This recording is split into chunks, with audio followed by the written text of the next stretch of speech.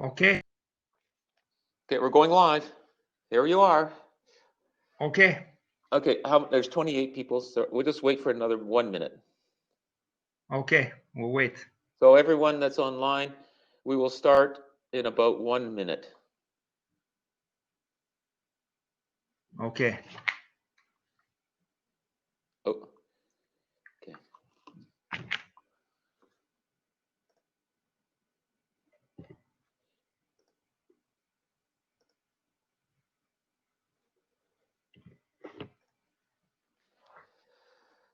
Okay.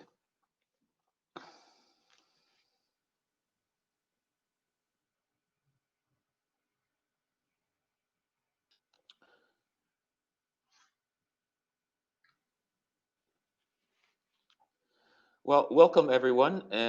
Welcome to panel 4 of the GSPP conference. In panel 4, what we'll be doing is talking about poverty reduction and economic development. And we'll have 4 talks today.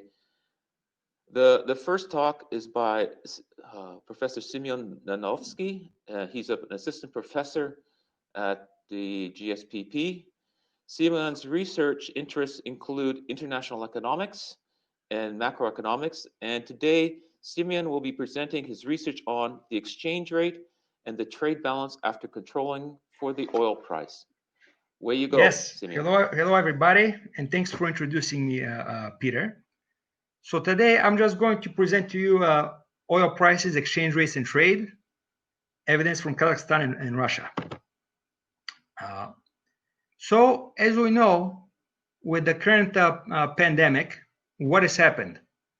There has been a large oil price decreases, and there has been also exchange rate depreciations in Kazakhstan and Russia. And so I'm curious, what are the effects of these exchange rate depreciations on the economy? And traditional economic theory posits that an exchange rate depreciation should make exports cheap for foreigners and imports more expensive for locals. So therefore, this should increase exports and reduce imports in the economy. And the trade balance should improve. However, in Kazakhstan and Russia, a currency depreciation happens when oil prices drop and are thus likely to cause exports to drop as well. And we also know from the Dutch disease literature that a resource boom actually corresponds to an appreciation in the real exchange rate. Okay. So therefore, traditional theory of trade balance improvement with a currency depreciation may not hold well for major oil exporters. Okay. And basically, the next step is what I do is I augment the traditional to take into account prices in the perspective of a major oil exporter. So first, I have a few equations. The first one is the trade balance. They're the same equation, actually. The trade balance equals the value of exports minus the value of imports. What I augment is the I say that exports are equal to non-export plus oil-based export. Here, form I have for non-oil exports is PH, price home, times plus I have here oil-based exports, and they're generally denominated in US dollars. So I have to convert them by the exchange rate into tenge, or the local currency. I have the price level of the US here, and P naught, or PO, this is the real oil price here, and XO is the volume of oil exports. Then to convert to real exports in domestic currency, I just divide by PH, as you can see. And the equation I get is this. and call E times PUS over PH, the term here. Call this Q, or 1 over the real exchange rate in this case, okay? And so we have that real exports, again, depend on this equation. So what happens when oil prices increase? We see that there's an immediate, so P naught goes up, and we see that there's an immediate increase in real exports. However, as we know, oil price might impact the exchange rate. So the exchange rate might actually, at this time, appreciate as well. So when it appreciates, in this case, Q is going to go down. And this will mitigate the effect of the increase in oil price, the appreciation of the exchange rate. And also,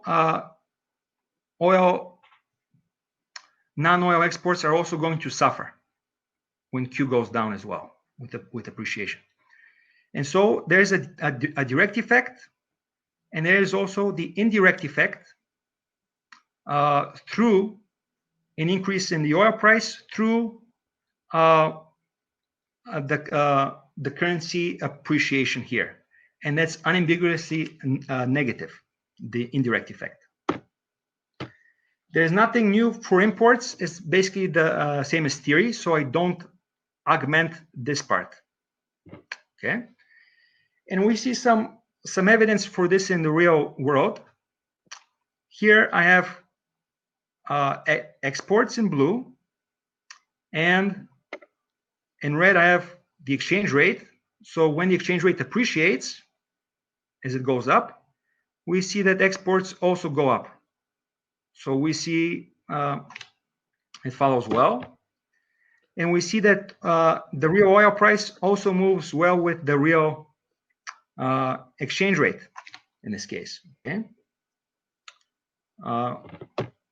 And so I just want to more formally test this in regressions. The first one, I have imports here. Okay, I have US GDP and this kind of this, not US, the home GDP, and then the real exchange rate. This is very traditional regressions from based on the Marshall-Lerner condition. However, I have two new ones. In this case, I augment the export regression to include the oil price. And I have another regression to compute the indirect effect of oil price on the exchange rate here. And basically, the two direct effects, which I mentioned earlier, are going to be beta 4 and beta 5. These are the coefficients. And indirect effect is going to be beta 6 times beta 4. And the total effect of oil price is going to be beta 6 times beta 4. The indirect effect through the exchange rate plus beta 5 is the total effect there. And I have some, the evidence is here. Now, these are basic OLS regressions. And because it's a basic time series, the major issue is of co-integration. But I checked, and then you have to just make sure that the error term is stationary. Okay, so there's no, the results are not spurious. Okay. So everything is good in this case. The results are not spurious. And with the import side, we see everything holds except the coefficient is the right. It's not significant, but it's the right. It's positive in this case. And then we see for exports, again, a positive coefficient. In this case, it doesn't make sense. Okay. So you have to include the oil price, and this is what I did here. And the coefficient on the real exchange rate is now negative, so that means as it drops or depreciates,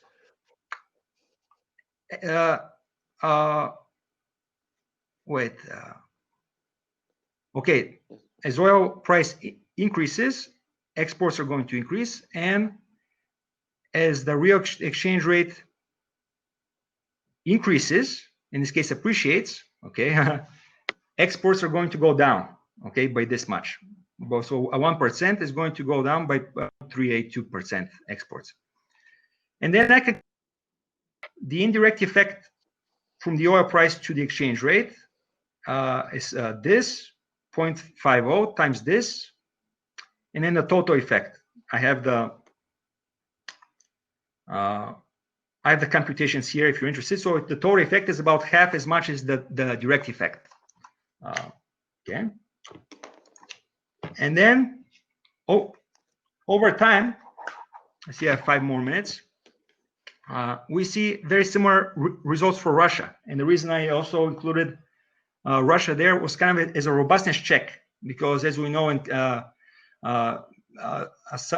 sometimes nothing is known with this, but Russian data is completely separate from Kazakh data. So new data, if the results are if there is robustness in the results, it should also hold for Russia, the same kind of theory and everything like this, right? And so this is the case also for Russia. The effects are slightly different here for exports in this case.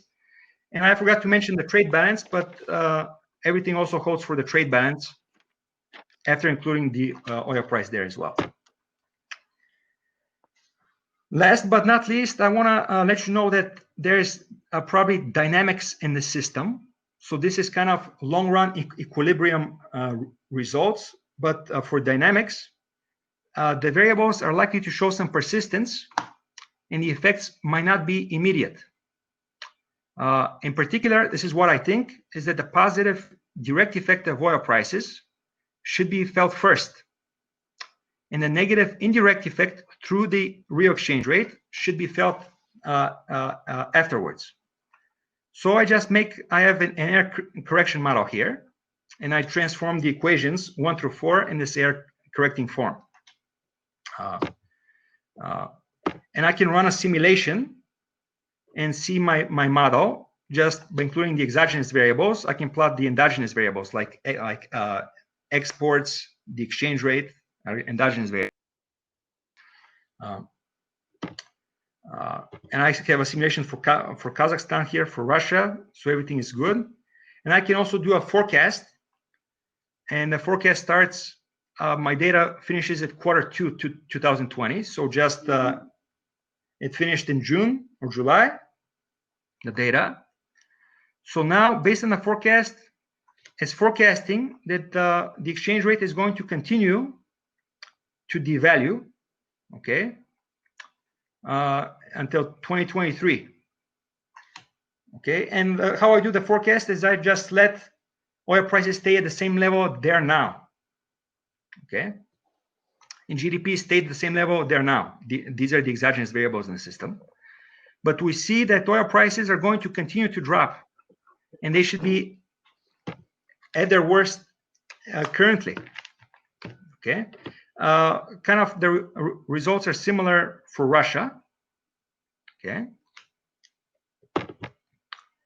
and what are the impacts of the oil price decline? So what I do here is I have a counterfactual where I suppose that oil prices stay at their 2019 levels. Okay, and I compare those to the levels now.